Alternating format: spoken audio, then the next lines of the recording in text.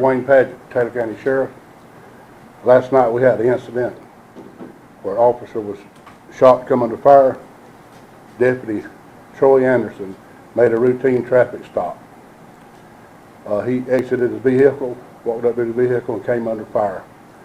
Suspect pulled off, left the scene, and was later found in Dixie County. Our officer is in the hospital right now. He's fixed to go under reconstructive surgery for his face and where the bullet entry entered. He's stable right now. Everything seems to be going in a good direction unless something turns around. But we just want to thank all the agencies right now for all the response time that they gave us last night, all the support that we received from our fellow law enforcement officers. We ask for continuous prayers for Troy's family, Troy and his family. They all need prayer, and we just thankful for the support that the people has given us. Troy is a valued employee of the Taylor County Sheriff's Office. He is loved by his fellow officers. He's loved by the community. He's done a very good job for TCSO. So right now, like I say, he's in the hospital, and we wishing him a safe and a quick recovery. So if you got any questions, I'll try to answer what I can right now. I actually just come up and fix my mic. Something like this. There's one button there. So sorry about that.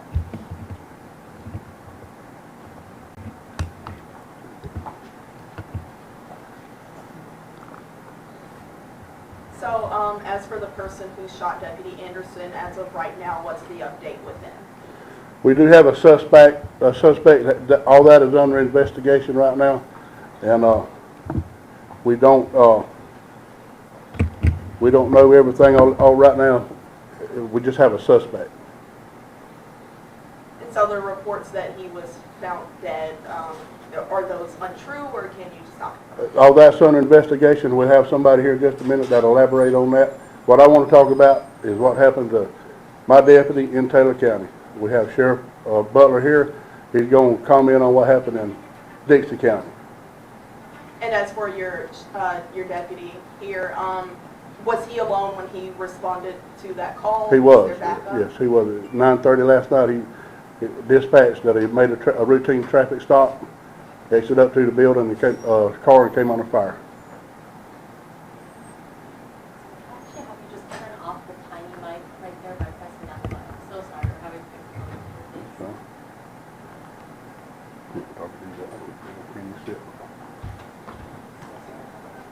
And how long has Deputy Anderson been with you guys? He worked for us previously for a little while and got a better offer and came back. He's been back on our force for about 6 months. And just speaking to the job and everything that comes with it, talk to me a little bit about what it means for you guys as a law enforcement family when something like this does happen. Well, there again, every agency responded to help us. And we're going to continue to work like that. We're going to continue to do that. So if the law is broken in Taylor County, Dixie County, whatever county, our agencies will bind together and we will be on the job and try to stop the bad people from doing what they do. What other agencies will help you with this? We had Highway Patrol, FDLE, Dixie County Sheriff's Office, Swanee County Sheriff's Office, was here. Every surrounding office agency that was available sent somebody last night to try to help us the best they can. What was the suspect pulled over for? Just a routine traffic stop. We don't know if it was speeding. We don't know exactly. He never got that part dispatched back before he went down. Okay.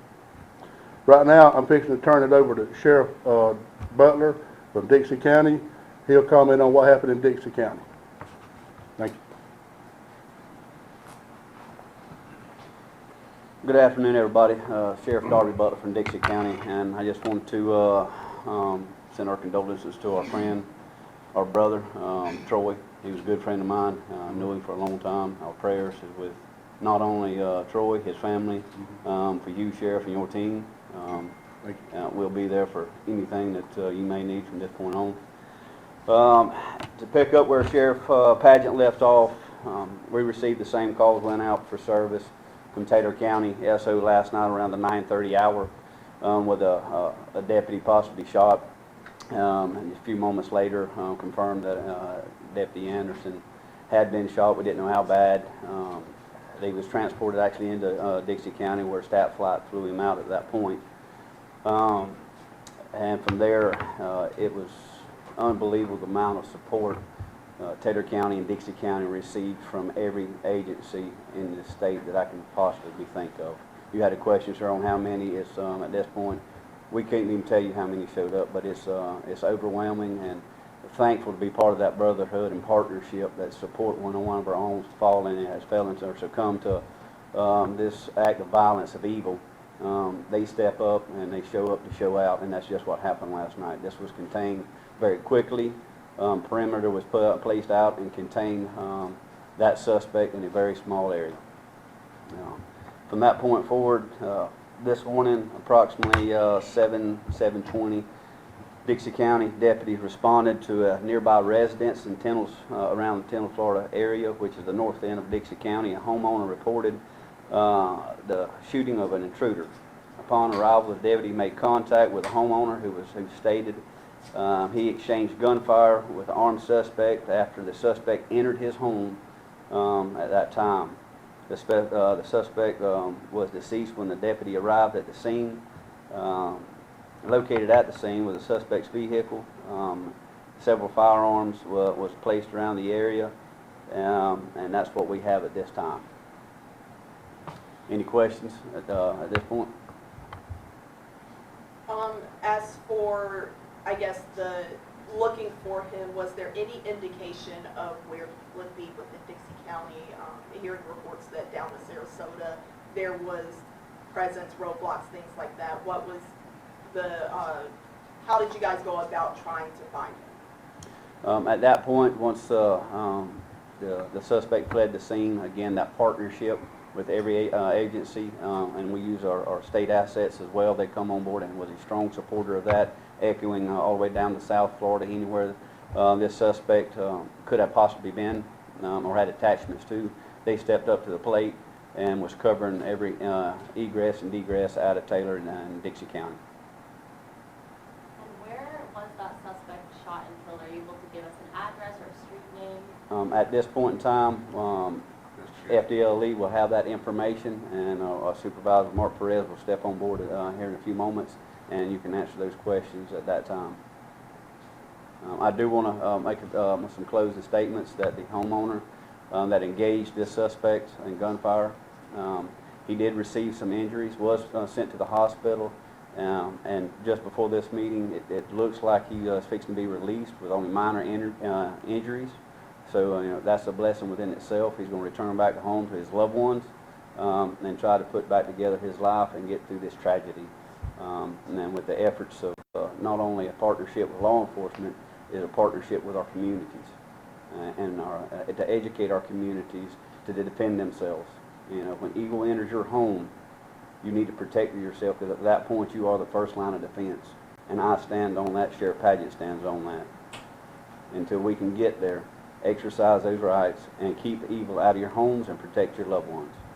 And I'm just thankful for all the prayers that went in not only our friend and Deputy Troy Anderson, but this homeowner and his livelihood, because he woke up this morning not expecting to have to go through this hurdle. No one expects that, but he was prepared, and he gets to live the rest of this evening to go love and embrace his loved ones at his home. So are you saying the homeowner did shoot and kill the suspect?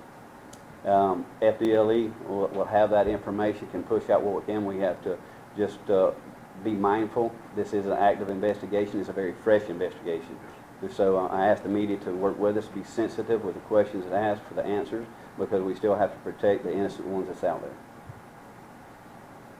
And one last question, I don't know if this would be for you or FDLE, but do you know, did the shooting between the homeowner and the suspect occur within the home or outside of the home? Again, that'll be portions of that investigation that is probably not ready to be released yet. I'll go ahead and prompt you on that one. It's probably not ready to be released and won't be for some time. Angela had a question. Miss Angela? I was just going to ask, you said several firearms were placed around the area. Yes, Do you ma'am. believe those were the suspect's firearms? Were they in the area of the home? It's to believe and I'll go on my thoughts on that. I believe it was the suspect from his events from last night to today. I truly believe that he had an evil mindset, and his thought process was to kill and destroy innocent people, and unfortunately he did not succeed in that. He did cause some injuries, but for as far as we know at this point, everybody is in a good, healthy status. Thank Any other questions? All right, at this point, I'd like to thank everybody for coming and letting us get a message out. I'd like to bring to the podium Supervisor with FDLE, Mr. Mark Perez, and maybe he can shed some light on where the investigation's at this point and how it's going to move forward. Thank you. Good afternoon, everyone. Again, I echo Sheriff Butler's sentiments to Sheriff Padgett and Deputy Troy Anderson. We pray for a speedy and a quick recovery, and we certainly send our support to his wife and his family. To go over some of the details, approximately just after 10 p.m., as you had heard, there was an incident that occurred with a roadside shooting of Deputy Anderson.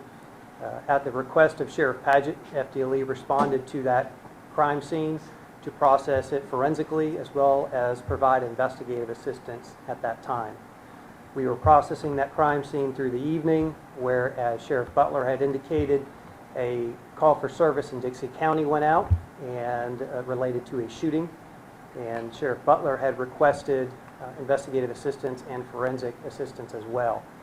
The preliminary determination is that this incident that occurred last evening with Deputy Anderson, as well as the incident that occurred in Dixie County at the private residence, was committed by the same individual that was identified in the blue alert that went out. The blue alert was in fact successful in the fact that prior to Deputy Anderson being shot, he did call in a tag. So per the requirements for the blue alert, a vehicle description was able to be obtained, as well as a tag information and registered owner. Additional details from our preliminary investigation did confirm the identity of that vehicle owner and the individual that fired upon Deputy Anderson. The question was asked why parts of South Florida were setting up roadblocks. Again, the blue alert goes out, but the identity of this individual, who again was identified in the blue alert, had ties to Lee County, Florida. He is a registered sex offender in Lee County.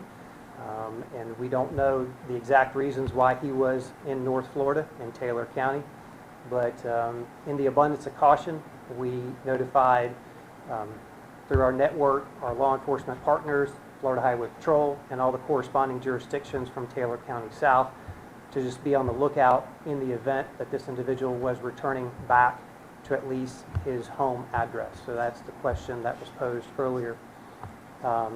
We will be conducting the lead for both investigations at the request, both crime scenes at the request of Sheriff Padgett and Sheriff Butler. But again, preliminary indication is it is the same individual that has been identified by the blue alert that perpetrated the incident with Deputy Anderson, as well as the private residence in Dixie County. We are holding some of the details again. I know the question was asked, was the individual shot and killed by the homeowner? Again, we're going to hold those details until we have all the facts and all the determinations have been made by the forensic analysis, as well as witness interviews and other interviews that may need to be conducted. So we'll have more details in the future, but we can confirm it's the same individual. The individual no longer poses a threat to our communities here in North Florida. He does have an extensive criminal history that can be obtained, again, through his identity through the blue alert and other public record access points as well. So, and I'll open it up to any questions. Are you able to say whether the homeowner was struck by gunfire from the suspect? The homeowner was injured. Again, preliminary indication was it was injury related to a gunfire, a gunshot wound. So thankfully, he is recovering. But as Sheriff Butler said, we believe his intent was to do the homeowner harm and the other residents or the other individuals inside that residence. So that initial indication is that homeowner defended himself by a threat that was posed at him by the suspect that was trying to gain access to the home. And I don't know if it was mentioned earlier, was the homeowner, it was just them in the home, was there anybody else? Right now, it was the homeowner and one other individual that was inside the home at the time. And are you able to say whether those shots were fired inside the home or just outside the home? We're not going to release the details, but we can certainly say, he was defending his residence at the time of the incident, and he was rightfully defending it based on what we have preliminary indicated. And again, we can confirm through his fingerprints that this is the same individual across the board, and he is deceased at this time. And you mentioned a lot of guns and weapons found. As of right now, have you been able to tie those to the gun that shot Deputy Anderson? We can't comment on that currently, but that is part of our investigation. Was it the same weapon used that was used to perpetrate the attack on Deputy Anderson and the location in Dixie County, as well as the other firearms? Where did they come from? How did he obtain them, since he was a convicted felon? So that is part of our investigation. One, to determine the intent. Was he working with anybody? Did he get any assistance in obtaining the weapons and other items that were located at the scene? And more importantly, his whereabouts. Since the time he left Lee County, where did he go and how did he end up here in North Florida? So that will be a part of our investigation that once completed, it will be available with all the details. And just talk to me a little bit about, I asked both of the sheriffs up here, but the idea of working together and working quickly together for agencies you mentioned all the way down to South Florida. How important is it for you guys to be able to get together quickly and make sure that you're all on the same page when something like this happens? I could just speak on our behalf. We have a great partnership, just not only in law enforcement, but up here in North Florida. A lot of these counties are rural counties. They rely upon each other to provide that additional resource and that force multiplier. We meet regularly, not only in this circuit, but in the Second Circuit throughout the Panhandle. I can tell you we have a tremendous relationship and a bond that when one of our brothers or sisters are in need, we come together quickly. That was evident last night as well as this morning. But more importantly, I go back to that blue alert. Systems have been created to ensure that no additional harm is posed on our law enforcement brothers and sisters, and that's what the blue alert actually is. If we have information that can go out quickly, and in this case it was within about just over an hour that information was obtained and was pushed out. The idea behind that is to protect those men and women that are on the street and to, one, be able to identify that threat and that suspect and put them on alert so they don't place themselves in unnecessary danger.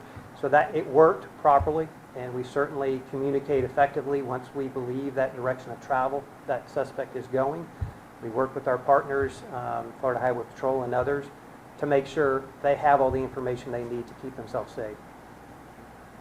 And how common are these blue alerts? How often do you guys send these out? The fourth one this year. Fourth one since the inception.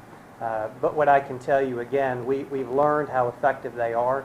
There are specific criterias that need to be in place, and it's at the request of the agency that it is impacting. So whatever agency, whether it's a local county sheriff's office, a municipality, a police department, a state agency like Highway Patrol, if the conditions are met, they request it, and it's broadcasted either in a geographical area or broadcasted statewide. And what are some of those conditions? Is that something? Okay. And I guess last question, if you know, when was that in the inception of the Blue Alert? Okay. That's another area. Very good. Thank you. We're done. We're I'd like done. to have just one more closing statement.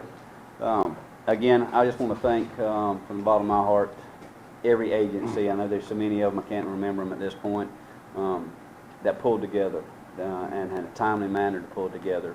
I want to thank each and every one of them. And with them pulling together that quickly, it quickly restored stability and safety back in Dixie and Taylor County, and I want to commend each and every one of them for that. And also for all that is viewing this news release, I ask each one that will pray for Deputy Troy Anderson and the homeowner for a quick and speedy recovery. Thank you. And I do have a follow-up question for the two of you. A lot of people on social media are asking how can they support the deputy, the homeowner, but for anyone who is perhaps trying to give support, what would your message be to those people? Well, what we'll wind up doing is we'll have a number that you can call if you want to donate and help. We'll have that set up, and it'll be publicized where you can help if you want to help. And that'll be both in Dixie and Gilchrist Taylor. County. I'm sure it'll echo throughout the social media as well, and probably every agency that was there tonight will post those ways to navigate that through social media and through the media itself. And again, prayer is very powerful, and that you can ask them to do as well.